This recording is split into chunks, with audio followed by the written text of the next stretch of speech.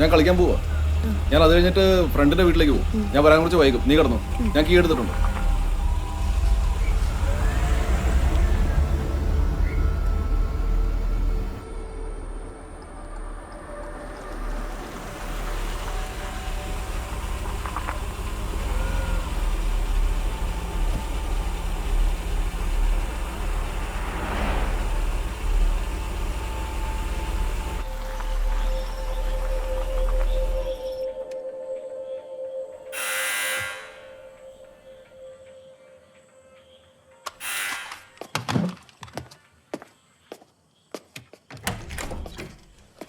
Hello, കിരണല്ലേ?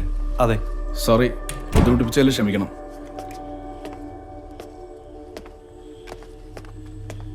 Kiran ഇവിടെ ഒറ്റയ്ക്കാ താമസം അല്ലേ?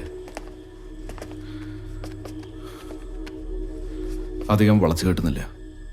ദൈവത്തെ ഓർത്ത് നിങ്ങൾ ഇനി അവളോട് കാശ് ചോദിക്കരുത്.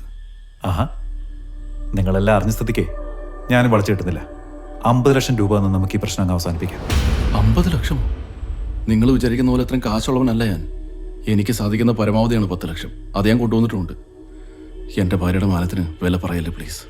ഡോക്ടർ, നിങ്ങളുടെ ഭാര്യയുടെ മാനത്തിന് 10 ലക്ഷം പോയിട്ട് 10 പൈസയുടെ വില പോലുമില്ല. ഞാൻ പറഞ്ഞ 50 ലക്ഷം അത് നിങ്ങളുടെ മാനത്തിന്. നിങ്ങളുടെ ഭാര്യ എൻ്റെ കൂടെ സ്പെൻഡ് ചെയ്ത ഓരോ നിമിഷവും ഞാൻ എൻ്റെ ഫോണിൽ റെക്കോർഡ് ചെയ്തിട്ടുണ്ട്. എൻ്റെ ശരീരത്തോട് അവൾ കാണിച്ച ആവേശം നിങ്ങൾക്ക് കാണണോ?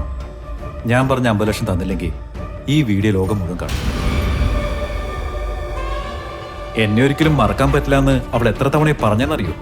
ഓരോ തവണയും നിങ്ങളുടെ കൂടെ കിടക്കുമ്പോൾ അവൾ മനസ്സിലോർക്കുന്നത് തന്നെയാണ്.